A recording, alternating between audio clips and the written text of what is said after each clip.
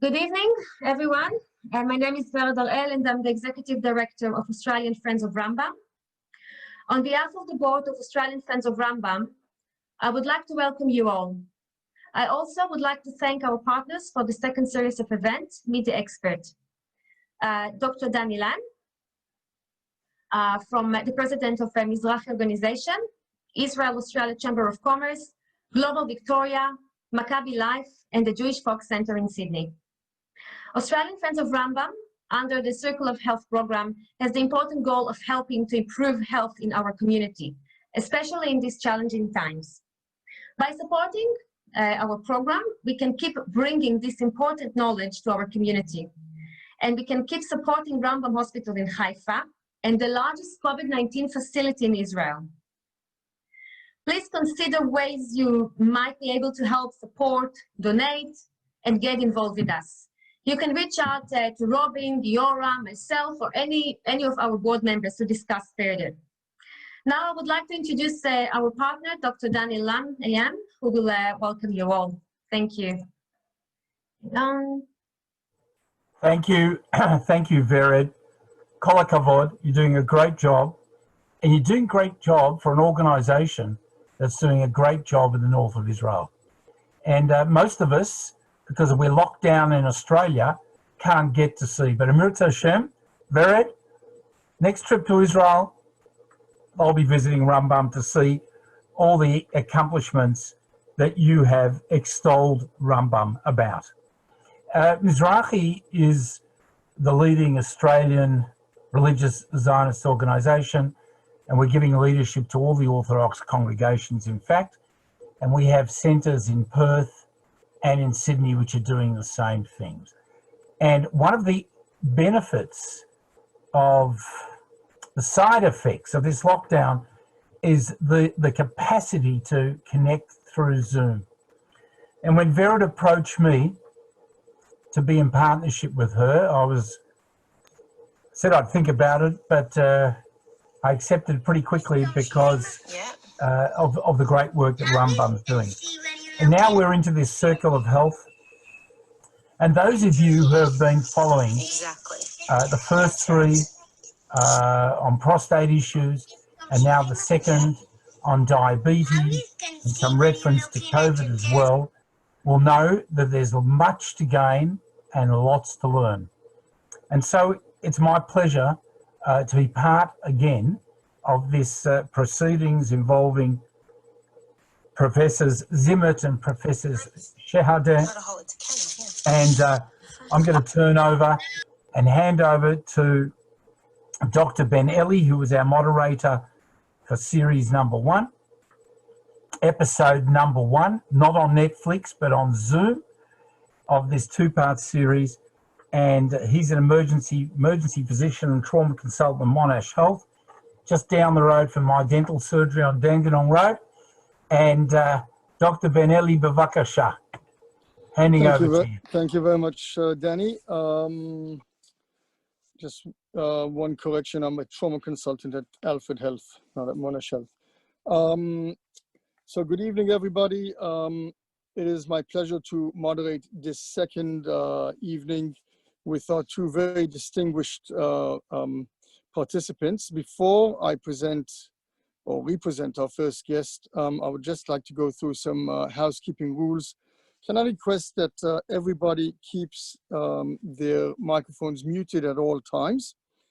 And also, if you do have questions, please do not post them on the chat. There's a specific Q&A button at the bottom or the top of your screen, depending on which system you are using. And please post your questions over there. Finally, we will have a Q&A session at the end of both talks, and we will aim to conclude our evening on time. Without further ado, I would like to present our first speaker again. It's Professor Paul Zimmet, AO, MD, PhD, FRACP, and FRCP. Paul is a professor of diabetes at Monash University, and he's co-director of the Sagol Family Center for Epigenetics and of Aging and Diabetes at the Tel Aviv Medical Center in Israel. He is the honorary president of the International Diabetes Federation, and has an outstanding international record in diabetes and obesity research, which is very relevant to our current talk today. He particularly has many studies in epidemiology and public health, and as he will allude to, a lot of work down around the Pacific. His research predicted and charted the evolving global type 2 diabetes epidemic. He has published more than 1,000 papers and has been listed in Clarivate's 2018 the most influential scientific minds as one of 400 scientists in the clinical medicine field. In 2014, he was awarded an honorary doctorate from Tel Aviv University, and he is an honorary member of the Israeli Diabetes Association. He has many other international and national awards, and he's a professor, including the Professor A.M. Cohen Memorial Award Lecturer in Jerusalem at the 2000 European Association for Diabetes Congress. Paul is also an officer of the Order of Australia, and this is for distinguished service to medicine, nutrition, and the biotechnology industry. Paul, the stage is yours. Thank you very much.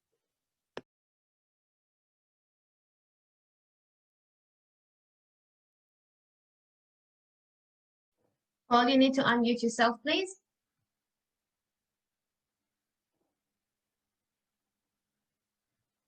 You need to unmute.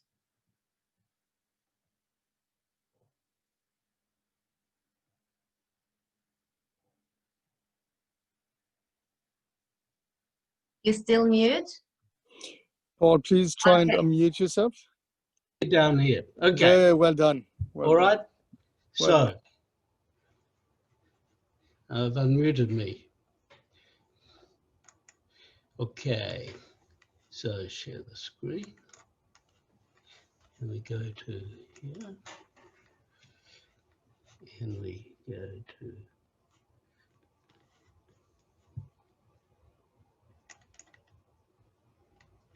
oops, it's not working there.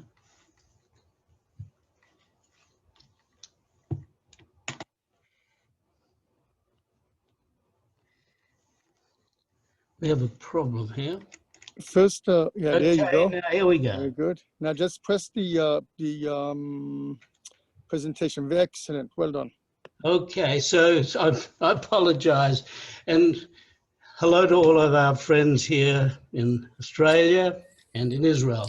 I'm going to open up on diabetes, which is a combination of diabetes and obesity. And I guess before the pandemic came along, it was probably the world's biggest epidemic. But it's been said to be that the twin epidemics of obesity and diabetes represent the biggest public health challenge of the 21st century. So I'm going to give you a little bit of a talk about my experience in terms of the epidemiology and public health aspects of this epidemic. And Professor Shehadeh will then talk more about what causes obesity to cause diabetes and some of the treatment approaches to it. Firstly, I just want to mention that we're talking mainly about type 2 diabetes, the adult diabetes here, not the juvenile or type 1. And the first person in the world who was able to develop a test to differentiate between these two forms of diabetes other than the clinical features, some 75 years ago, was Professor Joseph Bornstein, who was the first professor of biochemistry, actually, at Monash University here in Melbourne. He really should have got the Nobel Prize, but that's another story. We all can't get it. Well, some people believe that the first diabetes epidemiologist in the world was Maimonides. Everyone knows what epidemiologists are now because every one of them in the world is commenting on the COVID epidemic, but certainly Maimonides made the point in his time that diabetes was rarely seen in Europe. but it was encountered more in warm Africa. And he was in Egypt for many years, as you know, and in those 10 years in Egypt, he commented that he had seen more than 20 people who suffered from diabetes. Some years ago now, I was in Morocco with my very good friend, Professor Pesach Siegel, from formerly Tel Aviv University, and we went to the place, in fact, where Maimonides lived when he was in Morocco. You can see here, going out of the living room, the escape hatch of when they were coming looking for him to take him away. But it was a very emotional experience to visit his former residence.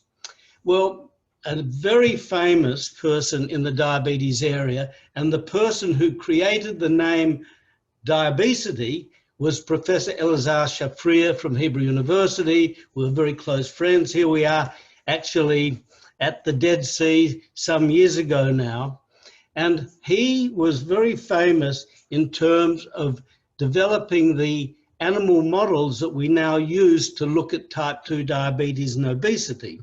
And the one that I mentioned in our earlier lecture a week ago was the Israeli sand rat from the Negev, which when you take it from on a low energy diet, it doesn't have diabetes in the desert. You take it into the laboratories in Tel Aviv or at the Hadassah, for example, it actually got diabesity, the combination of obesity and the same form of diabetes, type 2 as we see in humans, and also a condition called the metabolic syndrome, which I'll mention later in my presentation. Here we see that the global projections for diabetes in 2017 going on to the future in 2045, that we expect to see about 33% increase and over 600 million people with diabetes worldwide. I had some very interesting experiences in my epidemiology career. The first population where I did a study of diabetes was on the Pacific island of Nauru, north of Australia in the Pacific Ocean. 1975, and it's amazing. Afterwards, I realized that there's a very close connection between Nauru and Israel.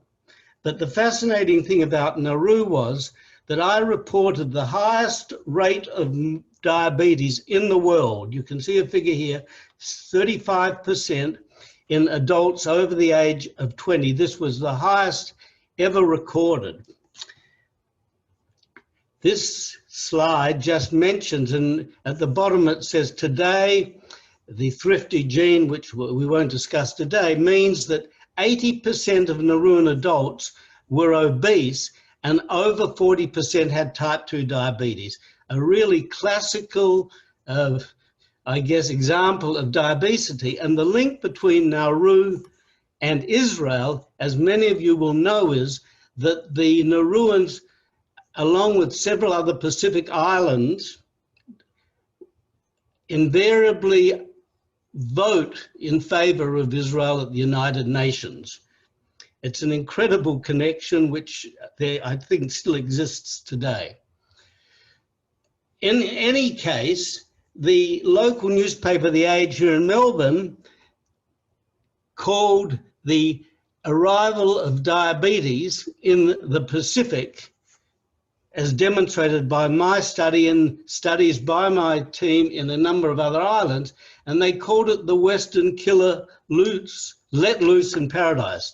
Unfortunately, they put my photograph there on the front page of the paper, and of course, I was represented as the Western killer who brought diabetes to the Pacific.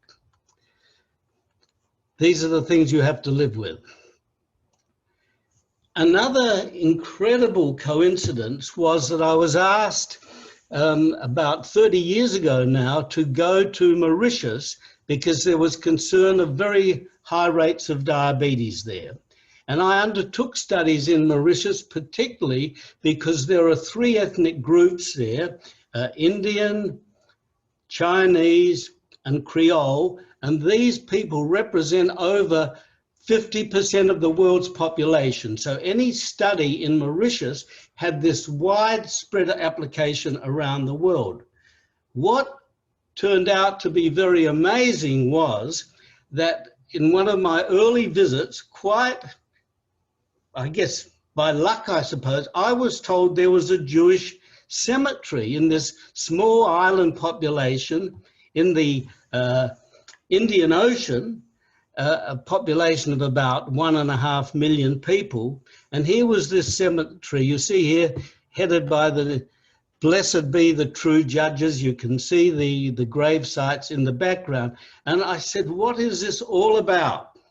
And as it turned out, it can be found, the whole story now, in a book which is called the Mauritius Shekel. And the story is that, and this was a heading in an article actually only a couple of months ago now in the Times of Israel, from Palestine to jail in Mauritius when Britain deported 1,580 Shoah refugees, people who were fleeing the Nazis. The British put them in a boat and sent them to Israel, and they put them into Atlit prison. This was in 1940. 1,580 Jewish men and women and children were taken from Atlit detention center, then near Haifa, and then they were transferred onto 2 ships and deported to Mauritius in the Indian Ocean and locked up for 5 years. They were locked up in the main prison, actually, in Mauritius, although they had some freedom rights, so to speak. The community there flourished. They had several synagogues, one of them in the prison. There was contact with the local Mauritian people, and there were youth clubs there. There were actually 2 synagogues. There were workshops. It was a real community, and their own currency was the Mauritian shekel. And that's an incredible story. The Mauritians were fantastic for these people, and ever since their grave site, I think 268 people from the original group died. They were buried in Mauritius, and it's been maintained beautifully, this cemetery, for many years by the Mauritians and by the South African Jewish community. So there was my very close link between a population that had one of the highest rates of diabetes and a lot of obesity and diabesity, and again, another island link with Israel. The next island, of course, that I studied was in Australia, where we actually undertook in the year 2000 the AusDiab study, which I led, looking at diabetes and obesity in Australia. And the results of that study were shown here. And you can see between 1980 and the year nearly 2000, these almost a 2.5-fold increase in obesity in Australia, and indeed for diabetes, a 4-fold increase in diabetes. This was heralding what we now have in Australia, a huge problem of both diabetes and obesity. Of course, not as high as that in Mauritius or in Nauru. And this is what it looked like in 1981 in Australia. 250,000 people with diabetes, and by the year 2000 it was up 4-fold to 1 million people, and today we estimate it's now probably about 1.8 million people with diabetes. And here are just some limited results, which from that original study in the year 2000, 63% of Australian adults were above a healthy body weight at that time. And if we look at the normal people, normal weighted people against those who are overweight, this is males, females, and the combined total, we see anything up to a 4 or 5-fold increase in new diabetes in obese people, again emphasizing the very strong role of obesity in driving the diabetes epidemic. It's a story that Professor Shehadeh will talk in more detail about in the next section. I mentioned earlier in the famous Israeli sand rat that it emulates the metabolic syndrome. The metabolic syndrome in Australians is what we call the deadly quartet, or the ortham foursome. And you can see that diabetes and central obesity are linked in here with hypertension. And the fourth part of the quartet is the high cholesterol and triglycerides, the high fat levels in our body. And I make a nice analogy between the deadly quartet and, of course, that famous quartet of opera singers led by Pavarotti. And this is one of the major risk factors for the very high rates of heart disease and stroke that we see in any population. So if we look overall at the impact of obesity, apart from its impact on causing and escalating rates of obesity around the world, we see that there are many factors in obesity: depression, we see the sleep apnea, there's lung illness, there's gallbladder disease, there's high fat levels, osteoarthritis, the strokes, as I mentioned, the high rate of heart disease, type 2 diabetes, certain cancers, and it's certainly a very, very expensive, $1 billion baby in terms of cost of disease here in Australia. And we will hear from Professor Shehadeh now about the way obesity can cause high rates of diabetes and some of the treatments that we're now using to treat obesity. And they're very limited, actually, the success of drugs to treat obesity. And so more recently, there's been great interest, some of you may know, in obesity surgery for treating type 2 diabetes. And this article just here, the surgical or medical therapy for obese patients with type 2 diabetes, was an editorial Sir George Alberti and myself wrote for the New England Journal of Medicine at the time that this was becoming a strategy that was gaining acceptance. Originally, many of you will be aware that there was a gastric banding just above the stomach, which wasn't, I wouldn't say it was greatly successful. And there are now, and these are a little bit frightening, bypass procedures involving cutting out parts of the stomach, etc. But the actual results of some of this surgery in these categories here is that people who have very poorly controlled diabetes, where all the therapies we've tried, tablets, several types of tablets, and even insulin, etc., have not controlled the diabetes. And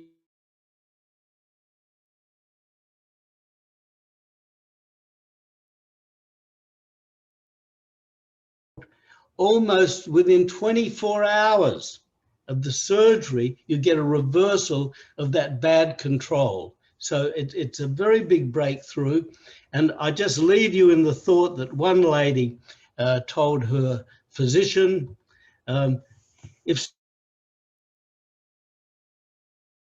thank you. Thank you, Paul, for your excellent talk. If you don't mind stopping to share the screen. We'll do that. Excellent. Paul, thank you again. I'd like to introduce Professor Naim Shahada for those who weren't here last time. Professor Naim Shahada is an endocrinologist and also the director of the Institute of Diabetes and Endocrinology and Metabolism at the Rambam Healthcare Campus. Professor Shahada graduated from the Rappaport Faculty of Medicine at the Technion at the Rambam Medical Center. And he completed his postgraduate research training at the Barbara Davis Center for the Study of Diabetes in Denver, Colorado in the United States. His main research and interests are the pathogenesis and prevention of type 1 diabetes, complications and prevention trials of diabetes, and intervention programs, including a community project for prevention of obesity and diabetes in high-risk communities. He also assisted in developing a new infant formula enriched with bioactive hormones such as insulin. Professor Shahada received multiple awards. He received the Herschel Rich Award twice from the Technion for innovation. The first one was for his research on human insulin additive to infant formulas in 2002. And in 2008, he received the same award for his research relating to a novel biomarker for autoimmune diabetes. He has been elected as an outstanding lecturer in the Bruce Rappaport Faculty of Medicine by the medical students he taught, and he was awarded these over multiple years between 2000 and 2007. In 2006, he received the Raymond and Miriam Klein Prize for Research relating to his research into the new infant formula enriched with insulin. Without anything further, Professor Shahada, please start your presentation. Thank you. Thank you, Danny, very much. Hello, everybody, and I am very honored and pleased to participate in this activity. So I will, as Professor Zimmet told you, I will address the definition and types of obesity, obesity as a disease, the mechanism between obesity and diabetes, why obesity is a risk factor for COVID-19, and how we manage obesity. So, as you all know, change in lifestyle is the major contributor for the pandemic of diabetes. Diabetes or obesity is defined according to the BMI score, body mass index score, which is weight in kilograms divided on heights meter in square, and the normal range of BMI is between 18.5 and 25. Below 18, it's underweight. Between 25 and 30, it's overweight, and above 30, it is obesity. One of the major things with BMI that it does not reflect the fat mass and the muscle mass. So these two guys have the same BMI and considered obese, but this one has, visceral obesity, and this one has huge mass of muscle. And here also we have a difference between what we call it abdominal obesity or visceral obesity and subcutaneous obesity. So when we have subcutaneous obesity, it's healthier than visceral obesity. And so this is another two types of obesity, where the omental or visceral obesity is a dangerous and metabolic danger for the patient. Another way of, another kinds of obesity, especially in women, we have a pear-shaped obesity for women, premenopausal women, and after menopause, they get what we call it the apple-shaped obesity, because fat is more in the abdomen, and we get the visceral obesity because of the lack of estrogen. Because of these, differences in obesity, we choose and use another marker to define obesity, which is waist circumference. Waist circumference will reflect if the patient have abdominal obesity or not, and the upper limit of normal waist circumference for Caucasian males is 102 centimeters, and for women is 88 centimeters. Obesity as a disease. You know, and all know that obesity is not just a cosmetic, problem. It is very much related with major comorbidities. For example, type 2 diabetes is 12 times more risk factor to develop diabetes if you are obese. Coronary artery disease, congestive heart failure, hypertension, stroke, osteoarthritis, gallbladder disease, cancer, asthma, stroke, pulmonary embolism, back pain, etc., etc., etc. So obesity is very much related to other diseases, other comorbidities, and we will focus on diabetes. Here we can see that the chances for an obese patient, morbid obese patient, to reach the age of 70 years is only 50%, while a normal person, it is 80%. So this is just to show you the relation between life expectancy and obesity.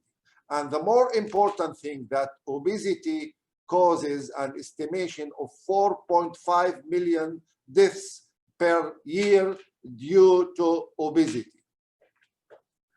Obesity and diabetes. Why obese patient develop so much diabetes?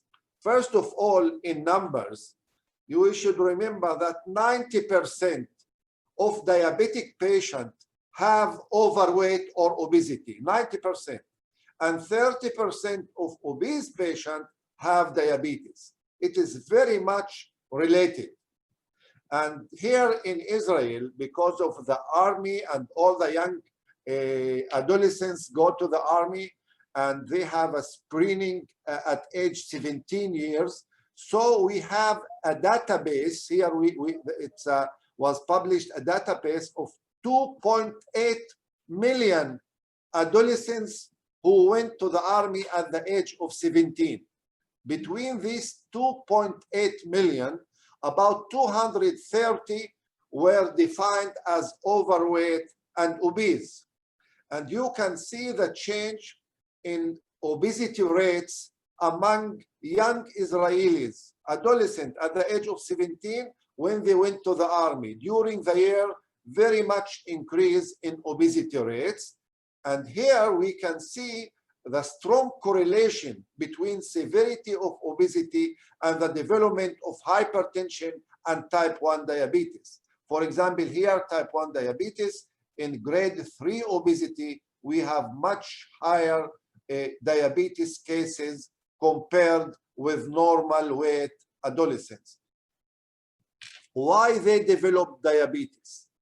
In our fat tissue, when we get obesity, there is hypertrophy. The adipocytes, the fat cells become larger and larger. And this leads to inflammation and secretion of cytokines and inflammatory cytokines and lipokines, we call it. These cytokines cause and lead to what we call it insulin resistance. The body, the tissues, the cells of the obese patient become resistant to insulin.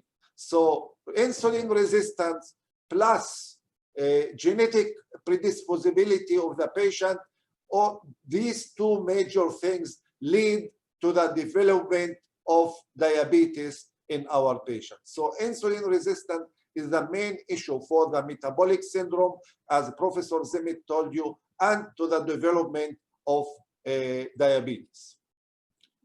Moreover, in the last several months, we have also seen that obesity is a very much risk factor for COVID-19 comorbidities. First of all, in hospitalized patient, and if you look here at this group age, below the age of 50 years, obesity was one of the major risk factors for young adults to get hospitalized due to COVID-19. And if we look at the intensive care unit, admission to the intensive care unit due to COVID-19, 85% of hospitalized patients with COVID-19 in the intensive care unit have overweight and obesity compared with, hospitalized for other reasons. So obesity is a major risk factor for COVID-19 morbidity and mortality. Why? Because obesity affects the T cell antiviral response, affects the immune system. Also, it affects its pro-inflammatory. You all heard about the cytokine storm in COVID-19. If the patient is already has a pro-inflammatory state, so he will develop a very bad, very strong cytokine storm. Moreover, obese patients have another comorbidities like type 2 diabetes, sleep apnea, heart failure, hypertension, and also this contributes to the severity of COVID-19. Size limitation of diagnostic capacity. To take a patient with 150 kilograms, it is very difficult to perform in him CT scan or MRI. Also, it's very difficult to perform medical activities like intubation, extubation, central intravenous insertion. So all these are reasons why obesity is a major risk factor for COVID-19 comorbidities. Management and treatment. First of all, we should all remember that reduction, simple reduction in weight, like 5 to 10%, can improve all the bad things related to obesity. It can reduce the risk for type 2 diabetes. We can get better control of blood pressure. We can improve the lipid profile in the blood, improve, I said, blood pressure and all sleep apnea. All the bad parameters can be improved with a small reduction in the weight. Many studies that have shown that it is easy to reduce weight. So what's the problem? The problem is the maintenance of weight reduction. Most of the patient, after a very important, very significant weight reduction, within 1 year or 2 years, most of them gained back their weight and come back to their previous situation. And here we, of course, recommend at the beginning lifestyle modification. It is the best way, the healthier way, and the cheaper way to reduce weight, lifestyle modification. And Professor Zimmet told us about bariatric surgery in morbid obesity or metabolic morbid obesity. And in between lifestyle modification and bariatric surgery, we have the pharmacotherapy that can be used in adjuvant with lifestyle modification. And on all the guidelines today, it is recommended to use medication if lifestyle modification have failed. So it is permitted and encouraged in cases lifestyle modification did not help us. In Israel, we have 3 groups or 3 kinds of medication used and approved for treatment of obesity. First of all, Xenical or Orlistat. This is a drug that prevents absorption of fat from our intestine. Razine or phentermine, it's an amphetamine that have a central effect that reduce, hunger and induce satiety. And the last one is a GLP-1 receptor agonist, is called Saxenda or liraglutide in 3 milligrams. As I told you, Orlistat or Xenical prevent the absorption of fat, and by this way it leads to weight reduction. Phentermine is all the world, it's the most used medication. It's a pill taken once a day and cause to excretion of norepinephrine in the brain, and this leads to satiety and prevent hunger. And the third one, which is the last one introduced to use in Israel, is a GLP-1 receptor agonist. GLP-1 is a hormone secreted from our intestine. This is when we eat, we feel that we, are not hungry because of this hormone. This hormone has two major effects to reduce weight. The first one, it affects the brain, affects the hunger center and induce satiety, and also it affects our stomach. It delays the gastric emptying. So after we eat, we feel fullness for several hours. And moreover, it has a good effect on the pancreas and prevents diabetes, and also have a cardio protection and prevent glucose production in the liver. So this is a study of 1 year to show a reduction of 9% in weight, which is fair and good reduction of 9%. And besides the drugs, we also, as I told you, we recommend the physical activity and diet or lifestyle modification. This is the basis of all our treatment, lifestyle modification. This is the best way. So regarding physical activity, the simple, recommendation is to do aerobic physical activity for 150 minutes per week. I usually recommend 3 hours weekly, half an hour each day, or 1 hour every other day during the week. Aerobic physical activity, it is excellent. If the patient have some muscle wasting, then we can recommend resistant training to keep the muscle mass. So physical activity, aerobic physical activity. Diet. You heard for sure many kinds of diet, many types of diet.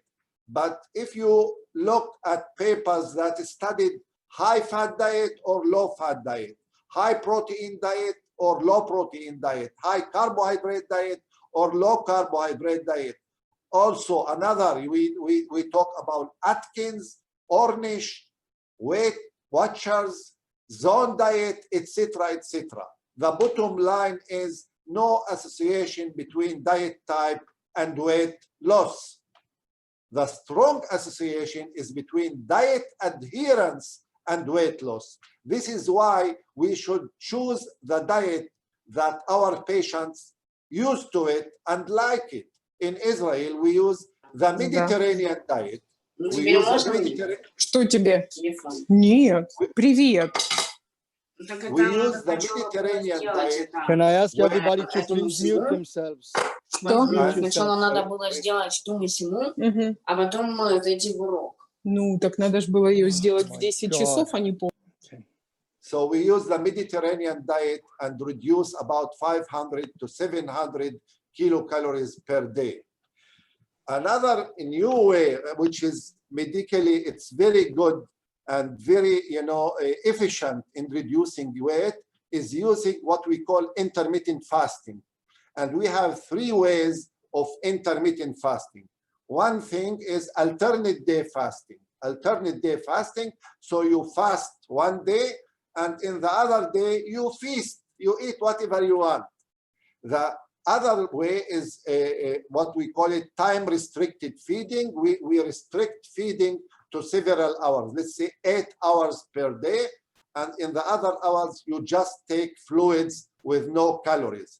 And the third way is to have fasting about, not fasting, to reduce the amount of food to 500 to 600 calories for 2 days per week, and the other 5 days you can eat freely. So restricted feeding and time feeding, it's we can have it for 6 hours or 8 hours. What good in this way is no calorie monitoring is necessary. You just watch the clock. And I usually recommend to stop eating at 8 p.m. and start eating the other day at about 10 or 12 a.m. So you have about 16 hours without calories. You can drink whatever you want, water, tea, coffee, but your eating is between the 12 at noon and 8 p.m. So you can choose any schedule that is suitable for you. Drinking water is very important, and we have shown several studies to show to drink more than 2 liters per day is very good to weight reduction, unless you have a contraindication for water load, but it is a very good recommendation. And we should always remember that obesity is a chronic disease. You cannot treat obesity in 3 months and then forget about it, because you will gain weight again. So you should be always in follow-up. This is very important. Some of the medication, I mentioned them, they have decreased effect of the drug during the treatment. And the last thing, all our patients need emotional support and constant reinforcement. They should be always called to follow up and enforce them and encourage them and give them medication if needed or not. And this is the best way to keep it good results for our patients. So thank you very much for your attention. This is Rambam campus, and this is Haifa, and here you can see Mount Carmel, and here is Elijah Cave. So this is where I am sitting here and give you this talk. So thank you very much. Thank you very much, Professor Shahada, for your excellent talk. We have a few questions and answers. Questions to answer, please, in the Q&A tab. We'll start off with the first one, which is, we got a couple of very good questions here. I'm not overweight or obese, but I have hypertension. I am pre-diabetic. By dieting, I am consistently hungry. What should I do? And I would just add one more word. I was delighted to hear you talk about intermittent fasting, and perhaps that might work. Yes, this is a question for me, I believe. So it's if you are not overweight, so first of all, we have to check out to see why do you have hypertension. This is the first thing. To reduce salt in your diet and to take medication, you should be referred to a nephrologist and a hypertension expert to give you why you have hypertension. Regarding hungry, all of us feel sometimes hungry. If your weight is normal, I have no other recommendation, just to choose healthy food, Mediterranean diet. It is excellent for patients who are normal in weight. Thank you very much, Professor Shehadeh. There's another question which I think we should probably direct to Professor Zimmet. Can one avoid getting diabetes despite the hereditary factors? Well, that is the $64 million question. Providing you are not overweight, providing you are following a healthy lifestyle, I think there is a good chance of doing it. But obviously, if you've got a family history and you are overweight, that is the first strategy. Of course, exercise, as Professor Shahada mentioned, is very, very important. And that's about all I can say. This is one of the most frustrating conditions to manage. I'm sure Naim will agree with me. And there's obviously a lot of behavioral issues involved. But one of the tough situations is if there is a genetic factor involved, it is hard. And unfortunately, we really don't have great understanding yet of the genetics involved in order to develop therapies that can, act against the genetic risk. Naim might have some addition on that. No, it's okay. I totally agree. Lifestyle modification and the healthy lifestyle is the major thing that can prevent diabetes. If they have pre-diabetes, there are some medication that can be used in the pre-diabetes state, like metformin, which is, recommended to be used in some groups and to help more than physical activity, with physical activity, to prevent diabetes. Excellent, thank you both. There's a question from Karl Skoretsky that is directed to you, Professor Shehadeh. Dear Professor Shahada, thank you for your excellent presentation as always. Is there a role for SGLT2 inhibitors like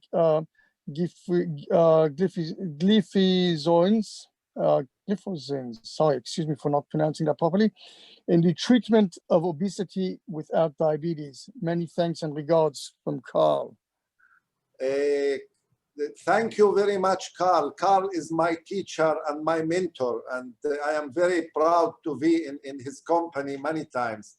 So it is an excellent question, and there is a new medication. It has been shown that a combination of dapagliflozin, which is SGLT inhibitors, and phentermine can lead to significant weight reduction. And I think there is now phase 3 studies on dapagliflozin and phentermine together. And I think within the next year, we'll have this medication. Anyhow, all the SGLT2 inhibitors can lead to weight reduction because they cause glucosuria and weighting glucose in the urine. And this is by itself, we lose calories and get weight reduction. Excellent. I'm going to try, and Carl is texting. Thank you very much. I'm trying to read a question here from John Myers. He says, thank you. Just to mention that morbidity is also, I suggest, related to capillary reserve as well as immunological factors which affect this. No one is quoting here something from the Lancet. No one wanted to publish this, but I think that NB may have written about it. Diabetes, obesity, and the elderly. I wanted to add we promoted sodium reduction in hypertension as well as high sodium potassium diet. Do you think there is any effect for water treatment on sodium effects as well as lowering calorie intake? Look, I'm going to leave that to Naim, because I've been taught from the first time I did medicine, if you don't know the answer to a question, you don't try and battle your way through. I'm afraid I don't actually understand the question. Naim may be better at it than me. Okay, thank you, Paul. First of all, regarding water drinking, it is a good, and there is a lot of data to show if we take water more than 2 or 3 liters per day, it will help us to reduce weight more than people who take less amount of water. This is one thing. Regarding salt, I totally agree, although I don't have a research to prove it, that reducing sodium in the diet will help reducing weight. But I don't have a paper or a study, maybe others have, but I don't know. But I use it and also recommend to reduce sodium from the diet of our patient. But drinking water is approved, have many papers for this recommendation. So it is a solid data. Excellent. I think that kind of concludes the questions that were asked. I was hoping, because last week we didn't have any time to talk about the questions that were raised then. I don't know if we have another few minutes, but I might ask one question to Paul and maybe one question to you as well. And this is again related not to this week's topics, but to the coronavirus talk that we had last week, because these are really fascinating topics. Paul, the first question to you, since you dodged the last one. What do you think are the potential mechanisms that may cause new cases of type 1 diabetes and type 2 diabetes relating to COVID-19? Well, look, that's a very, very important question. There's one aspect, for example, for type 1 diabetes, that the coronavirus actually destroys the cells in the pancreas that make insulin. And there is a mechanism which I think we mentioned at the last conference we had on this, and that was that there is a pathway which allows the coronavirus to get into the body cells, particularly the lung, and we know that many of the deaths are due to terrible pneumonia.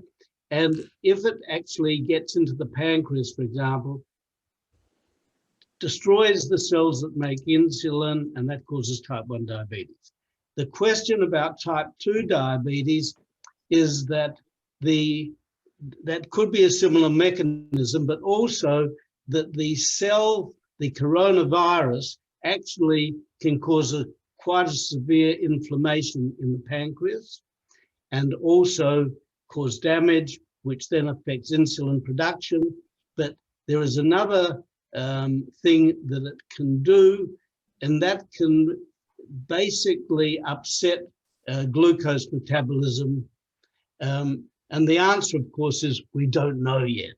So, but there are a number of possibilities which actually relate to the damaging effect of the coronavirus on the tissues that make insulin, and also it affects the liver and other organs, causing, general overall infection, which then triggers diabetes. And again, I think that we are currently still, since coronavirus infections are so young, we actually do not know the risk in months or years to come in way of further development. I think that's a very important point. Probably the only person who knows is President Trump, but he's not telling anyone yet. Fair enough. Okay, Professor Shahada, do you have anything else to add on this? No, I totally agree with Paul. This is the mechanism we know, and it is, that's all. It's okay. Thank you very much.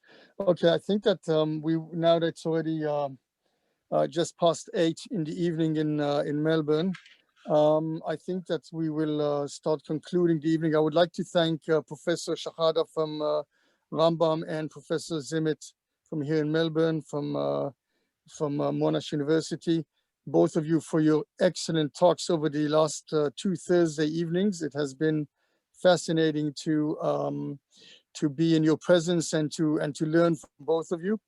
And I'd like to also thank Vered Harel and the Friends of Rambam, the Australian Friends of Rambam, for their assistance in organizing these evenings. Vered, I'm going to hand over to you now. If you're with us. Can I just say one thing? Sure. Yeah. Look, I just want to say how exciting it's been to work with Professor Shehadeh and the Rambam team. And this has been very important, I think, for Rambam is a wonderful center doing wonderful work, and particularly now with the big COVID problem in Israel. And I think the Rambam needs every bit of support that can be given in terms of donations, etc. And I think that I hope that having done this Zoom, so to speak, and the last one has been helpful in alerting people not only in Israel, but those here in Australia to the very important work Rambam is doing. Thank you, Paul. Thank you so much, Paul. It's been a pleasure to work with all of you, with you, Professor Shehadeh, and with you, Professor Paul Zimmet. This is a chance for, first of all, to apologize for the technical issues we had due to the link, but the session is recorded, so I can send it to you, whoever wants that. And thank you all for joining. Thank you again for the wonderful speakers, Professor Paul Zimmet and Professor Shehadeh, and to our moderator, Dr. Danny Benelli. And thank you for our partners, Mizrahi, the Jewish Fox Center, Global Victoria, Maccabi Life, and Israel-Australia Chamber of Commerce.